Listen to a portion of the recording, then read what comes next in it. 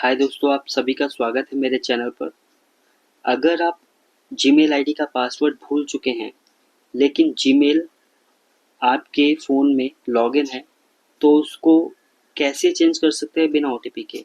तो उसके लिए आपको पहले अपना जीमेल अकाउंट ओपन कर लेना है। उसके बाद आपको अपने आइकन पे क्लिक करना है जहाँ आपकी फ़ोटो है। उसके बाद आपको मैनेज योर गूगल अकाउंट पे क्लिक करना है। उसके बाद आपको स्लाइड करना है, सिक्योरिटी पे क्लिक करना है। उसके बाद आपको स्क्रॉल करना है और जहाँ पे पासवर्ड लिखा है उस पर क्लिक करना है।